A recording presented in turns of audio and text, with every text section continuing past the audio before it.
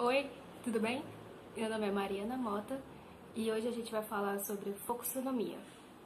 É um assunto muito legal, é simples, mas a prática é um pouquinho complicada e a gente vai ver agora. Então, o que é folksonomia? Folksonomia é uma prática social de representar, classificar e indexar as informações por meio através das mídias sociais.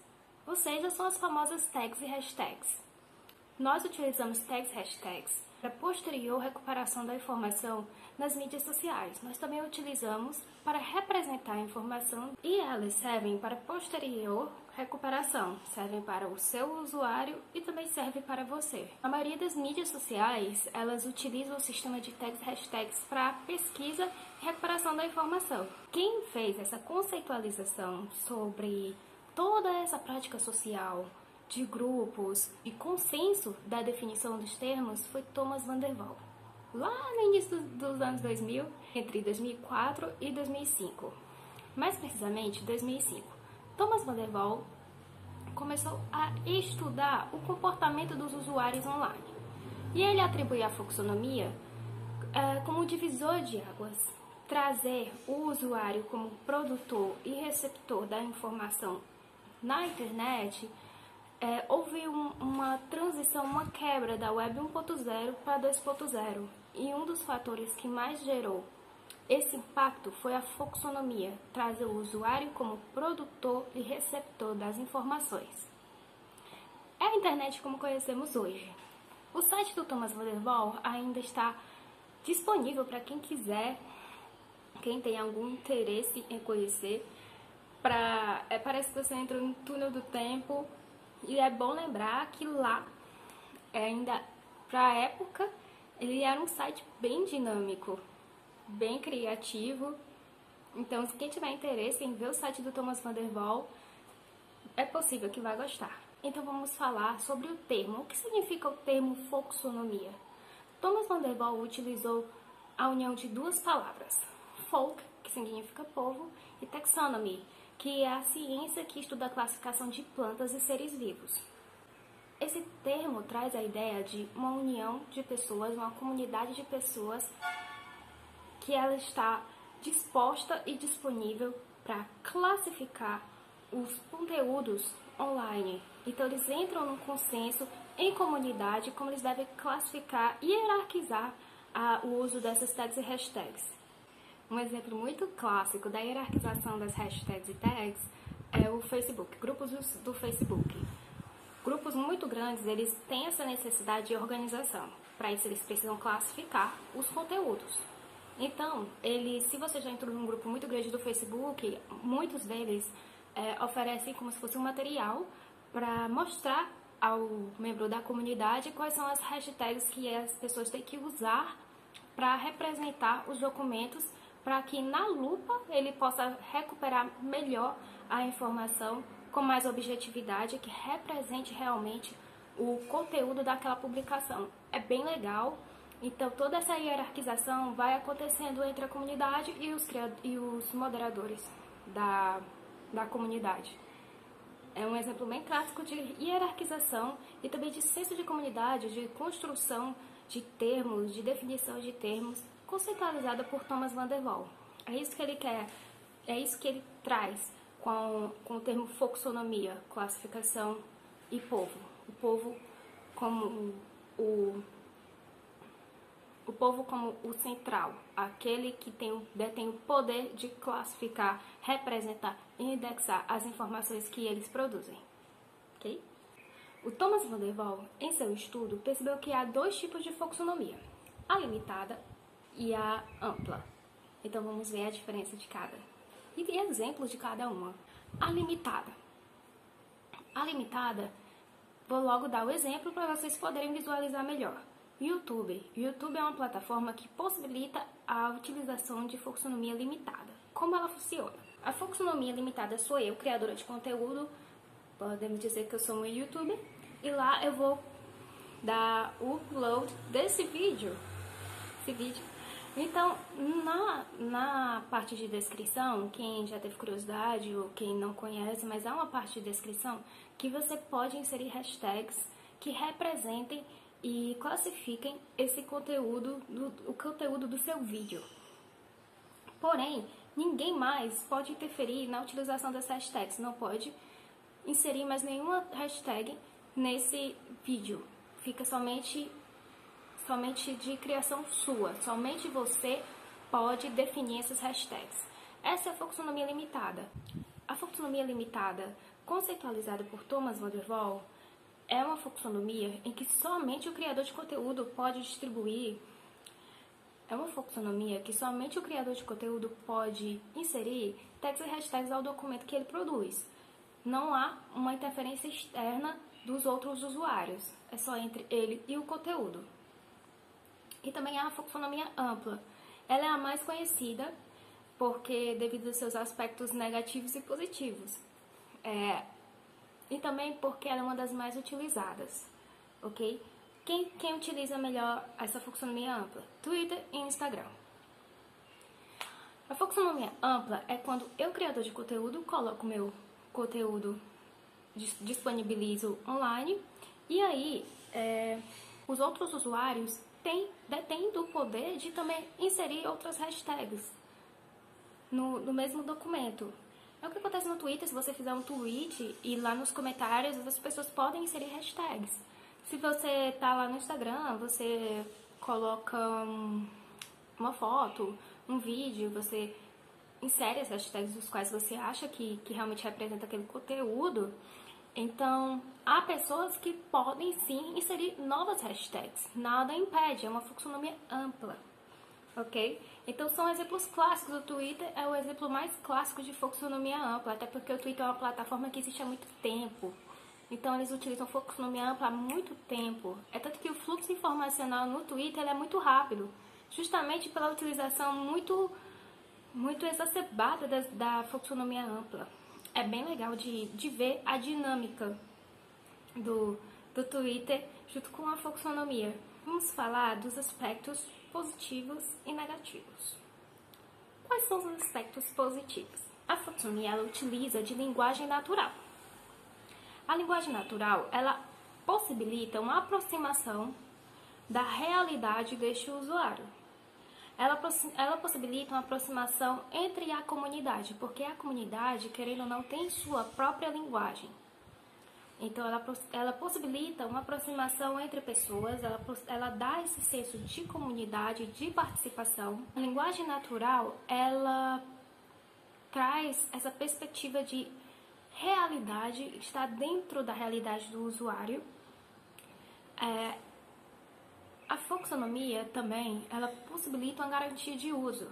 Por quê? Porque os conceitos eles podem ser questionados dentro do ambiente informacional que essa pessoa se encontra. Vamos utilizar o primeiro exemplo do Facebook. Estou no grupo de Facebook e então eu fiz um conteúdo há 2 anos atrás.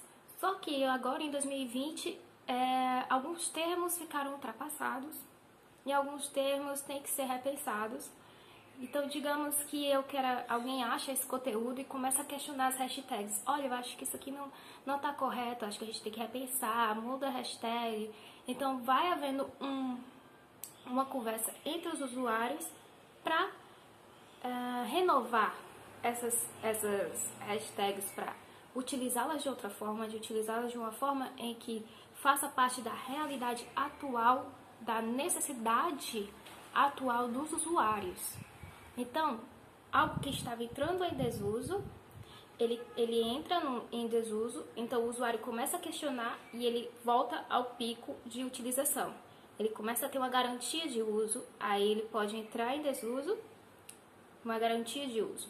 Vai sendo questionado. Então, o documento ele não perde seu valor informacional. Ao ser questionado, ao ser renovado, ele cresce e sua utilização ela melhora bastante. Então, ele tem uma garantia de uso, ele não é esquecido. Essa atualização constante, ela agrega um valor novo ao documento. Ela agrega uma atualização. É algo que a fluxonomia traz muito forte na internet, algo que nós gostamos de ser atualizados, nós não gostamos na internet de receber coisas que estão desatualizadas. Nós começamos a questionar, pedir por algo novo, é inevitável. Então, a fluxonomia propicia de que algo que poderia ser considerado velho voltasse a ter uma garantia de uso muito grande. Isso acontece no Instagram, acontece no Facebook, acontece na maioria das plataformas de redes sociais. Agora vamos aos contras. Os contras é o que o pessoal percebe mais claramente. Por quê? Porque devido a uma má experiência durante muito tempo na internet.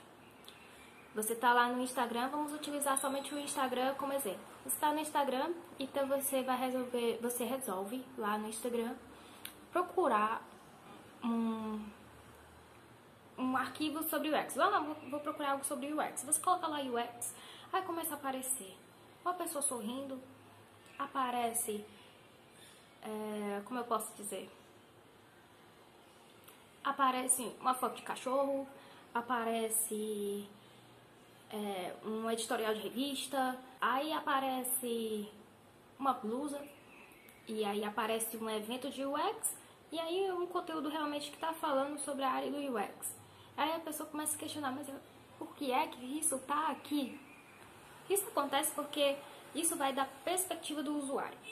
O usuário, ele não tem muita responsabilidade, nós usuários não temos muita responsabilidade porque nós fomos educados na internet de uma forma que não temos muita responsabilidade com nossa produção de conteúdo online. O que acontece é que muitos vão atribuindo hashtags que não fazem nenhuma relação com o conteúdo, só visa visualização. Porém, a internet agora é outra. É outro mundo, outra dinâmica, principalmente no Instagram. E aí, as pessoas ainda estão com essa mentalidade de visualização. Eu preciso de like, eu preciso de like. Então vai entupindo um conteúdo que não tem nada a ver, só pra estar lá na listinha daquelas hashtags mais utilizadas pra ter like. As pessoas, elas utilizam essas hashtags visualizando somente os likes, pensando somente em ser visto. Eu preciso ser visto, não importa como, não importa se esse meu conteúdo é sobre cachorrinhos e eu coloco lá biblioteconomia, que não tem nada a ver uma coisa com a outra, mas eu preciso ser visto. Calma, a internet hoje é outra, mas essa dinâmica ainda existe, é um aspecto muito negativo da fluxonomia, assim como ela dá o poder do usuário de contribuir com o seu ponto de vista social, com o seu ponto de vista dinâmico, com sua experiência, para trazer essa informação para a realidade do seu grupo, do grupo que você está inserido, ela também possibilita que essa experiência, que esse social tem um aspecto negativo, que é só pensar em mim. O que acontece desse aspecto negativo é que nós, usuários, temos uma perspectiva diferenciada da mesma coisa, que pode contribuir, também pode prejudicar. Então, quando a gente, devido a a esse comportamento de muito tempo, de só pensar em visualização e não de direcionamento, objetividade, de realmente fazer jus ao seu conteúdo informacional, de realmente atingir somente o nicho do qual você está produzindo conteúdo, né? O pessoal está começando a ter essa consciência agora. Você pode ir no Instagram, ver muitas publicações sobre nicho, sobre direcionamento de hashtags, sobre hashtags grandes, médias e pequenas, sobre como você pode utilizar para melhorar o engajamento, o compartilhamento das suas informações. Está tendo agora, mas não é todo mundo que está tendo. E isso está prejudicando o fluxo informacional. Porque as pessoas estão atribuindo hashtags a coisas que não tem nada a ver. É um ruído muito grande na internet. É um ruído enorme.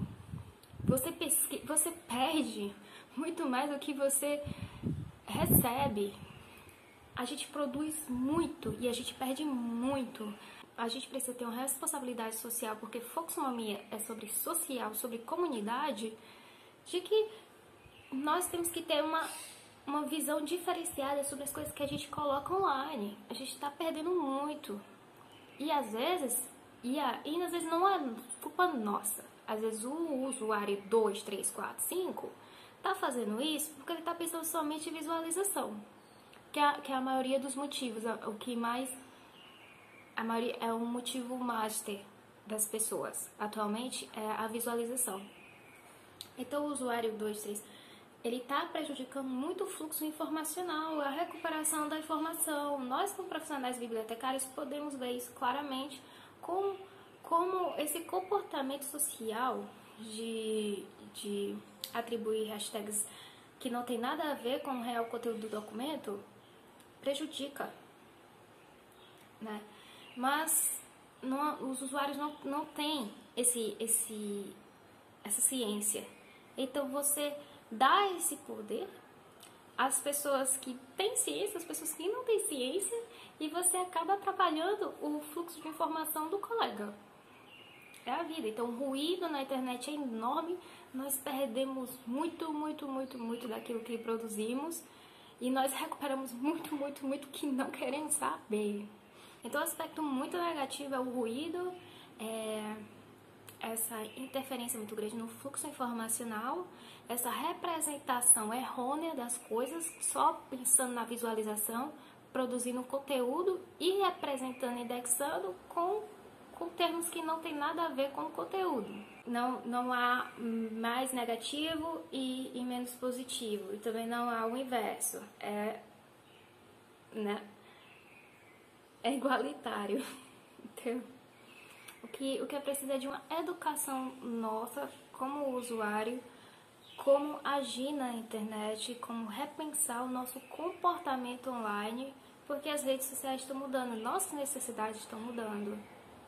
Então, o profissional bibliotecário que se especializar em Foxonomia, que eu acredito que é um tema que vai ter mais visibilidade no futuro, é por isso que eu parabenizo muito o professor de vocês, porque isso é um assunto muito bom. Eu acredito que no futuro é um tema que vai ter mais atenção das pessoas quando elas começarem a perceber o valor das hashtags e como elas podem ajudar e potencializar a produção de conteúdo online e como ela pode potencializar o engajamento e o compartilhamento de informações. Então, é bem legal, ok? Então, vamos resumir. O que é Foxonomia? Foxonomia é uma prática de tagging, utilizando hashtags e tags, que visam representar, classificar e indexar as informações online para posterior recuperação. Ela tem como aspecto central o senso de comunidade em que os usuários podem contribuir e ter o senso de responsabilidade de definir hierarquização, classificação, os termos, todos esses processos da informação. Eles detêm esse poder, eles são tanto quanto consumidores quanto criadores de conteúdo. E a Foxonomia ela é dividida em duas linhas. A primeira é a Foxonomia limitada, em que somente o criador de conteúdo é capaz de inserir hashtags e tags ao seu documento, sem interferência dos seus usuários. A Foxonomia ampla. A Foxonomia ampla é quando o criador de conteúdo coloca seu conteúdo online na internet, e aí com as hashtags que ele escolheu, e os seus usuários são capazes de recuperar as informações através dessas hashtags e inserir novas. Então é isso, gente. Como vocês podem ver, a Foxonomia é super simples, mas a prática é um pouquinho mais complicada, porque nós estamos lidando com social e social online, e a gente dá ao usuário, nos foi dado, nós somos usuários, nós somos criadores e consumidores de conteúdo online, então nos foi dado o poder de definir a representação, a indexação das coisas, mas nem todos estão conscientes sobre esse poder que nos foi dado. E é por isso que ainda perdemos mais do que produzimos. mas eu acredito que no futuro o cenário pode mudar. E aqui eu quero dar uma dica a vocês. Na minha época de graduação, eu estava fazendo minha monografia sobre fluxonomia. E aí eu achei uma reportagem, na verdade era um pequeno artigo, de uma biblioteca na Dinamarca, que eles estavam com o projeto de estudo de usuário para aproximar o usuário da biblioteca utilizando a fluxonomia limitada. Então, como isso acontece? Essa biblioteca está com o projeto de estudar o usuário, vai perceber seu comportamento, vai treiná-lo e mostrar a importância das hashtags, o impacto das hashtags, o lado positivo, o lado negativo, o comportamento do usuário diante do conteúdo informacional e trazer o usuário como também produtor, como criador de conteúdo na biblioteca. Ele traz o usuário para dentro do processo da biblioteca, que é muito legal essa iniciativa. Por que eles utilizaram a fluxonomia limitada? Porque os usuários vão inserir as hashtags e o bibliotecário entra como mediador. Ele vai analisar essas hashtags e perceber quais são realmente valiosas, quais realmente são prioridade, quais hashtags são necessárias para esse documento. E é meio que um filtro. Pronto, o bibliotecário entra como filtro. E lá nesse artigo, ele estava trazendo uma atenção para o bibliotecário. Por quê? Porque uma hashtag que o bibliotecário pode considerar que não é importante, para o usuário pode atingir um grupo muito específico, um grupo muito importante de usuários. Então, o bibliotecário tem que ter um estudo muito forte de usuários, tem que conversar com o seu usuário e ter ciência que ele não pode simplesmente ignorar certas hashtags. E ele tem que ter também todo um estudo sobre fluxo informacional, sobre hashtags, sobre a comunidade que o usuário está inserido. Então, o treinamento não é só do usuário, é do bibliotecário também. E juntos, eles vão construir essa biblioteca para toda a sua comunidade. É um projeto bem legal. Eu procurei o artigo, eu não achei mais esse artigo. Era como se fosse uma reportagem, é bem legal, mas eu espero que eu ache. Algumas bibliotecas no mundo têm esses pequenos projetos, mas a maioria sempre visa a fluxonomia limitada, porque realmente tem que ter a interferência do bibliotecário, porque a gente tem uma visão diferenciada da informação, não é? E é isso, eu espero que vocês tenham gostado desse vídeo. Eu trago um questionamento para você. Você acha que no futuro, nós, consumidores e produtores na internet, vamos mudar nossa visão sobre a informação? Será que vamos ter mais ciência como o nosso comportamento afeta negativamente o fluxo de informação online? Será que um dia vamos utilizar as hashtags de forma mais objetiva, de forma mais direcionada? Diz pra mim. E diz pra mim também se você acha que a biblioteca deve ou não inserir o usuário no seu processo. É um projeto bem legal, mas também é um projeto bem, como eu posso dizer? Um projeto bem ambicioso, não é? Então diz pra mim. Eu espero que você tenha gostado. Eu agradeço muito ao professor Marcelo por essa oportunidade de falar sobre fluxonomia, que é um assunto que eu adoro. Então eu agradeço. E se você quiser saber mais, é só me seguir no Hey Librarian. O meu Instagram é Hey Librarian. E se você quiser saber mais sobre fluxonomia, recuperação da informação e o UX, tá tudo lá. Muito obrigada e quem sabe até a próxima. Tchau!